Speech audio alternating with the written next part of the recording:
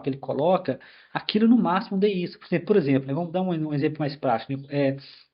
Francis Collins, ele aceita a teoria da evolução, então nesse ponto já está bem à frente dos outros criacionistas, né? Mas aí ele cai, e aí ele tenta argumentar de que, ok, a gente aceita a teoria da evolução, né, no caso dele, mas ele fala que há um arquiteto por trás da teoria da evolução, né? Ou seja, um arquiteto bem lá no início, né? Bem lá no começo.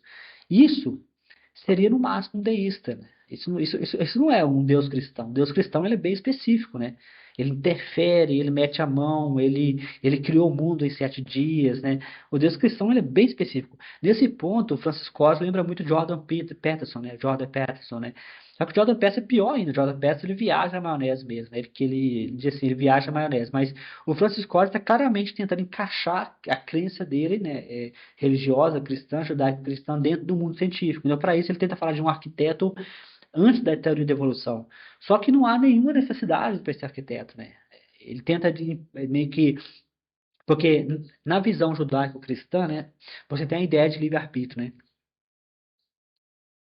Então ele tenta encaixar essa visão, né, de que Deus fez um plano, né? Aí o próprio Dawkins, eu acho que o Dawkins nesse ponto ele, pelo Rich Dawkins ser mais direto, mais seco, né? Ele acaba sendo bem mais intrusivo, né? Mas o Rich Dawkins pergunta a ele, mas é, é, ele acaba sendo mais direto, mas já perguntei, mas você acredita em milagres, né? Mas aí sim, porque ele fala de um Deus, né? Que isso, ele tenta argumentar, né?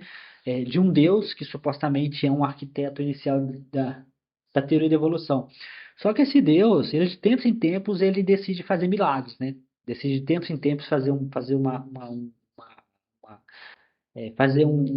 showzinho, né? Decide fazer um milagre, cura alguém, de tempos em tempos ele faz uma coisa aí meio espantosa, né? O Francis Collins tenta dizer que Deus quer passar uma mensagem para a humanidade, né? E nesse caso, o Francis Collins ele meio que tenta argumentar um Deus meio interesseiro, né? O que não é muito diferente se você prestar atenção no mundo judaico-cristão, isso não é muito diferente do que os crentes acreditam, né? É um Deus interesseiro. O que é um Deus interesseiro? Ele permite todo o mal no mundo, né? Ele permite furacão, terremoto, ele permite crianças morrendo de câncer, mas ele não interfere, né?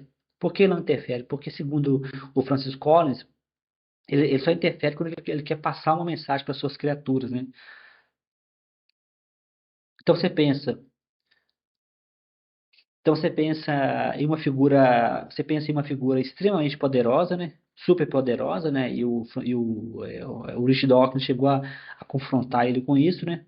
O Rich Dawkins chegou a confrontar ele com isso, né? Você pensa em uma figura extremamente poderosa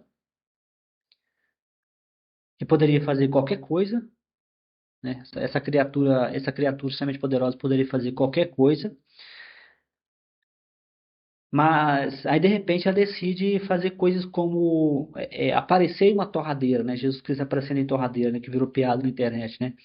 Aí decide fazer o seu filho ressuscitar, né? Decide ressuscitar Lázaro, né?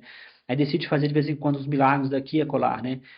Mas mesmo assim permitindo todo o sofrimento da humanidade. Ele permite todo o sofrimento. Criança morrendo de câncer, criança sendo estuprada por padres, né? Criança sendo abusada por pastores, né? Criança sendo estuprada por cristãos, né? Ele decide deixar tudo isso, né? Tudo isso passar, né?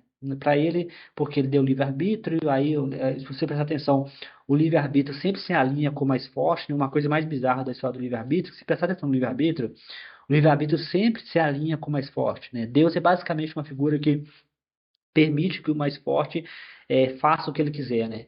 Porque Deus não quer violar o livre-arbítrio, ele quer deixar as coisas rolar como está rolando.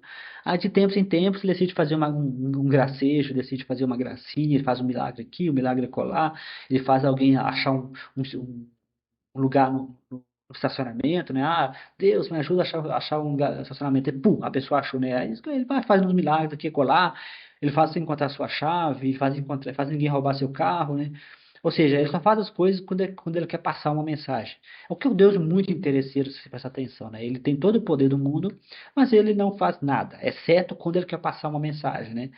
E o Rich Dawkins chega a confrontar o Francis Collins com relação a isso, né? Por que esse Deus pode fazer tudo, mas ele decide não fazer nada, né? Aí Collins responde, mas ele só faz alguma coisa quando ele quer passar uma mensagem para a sua criatura, né?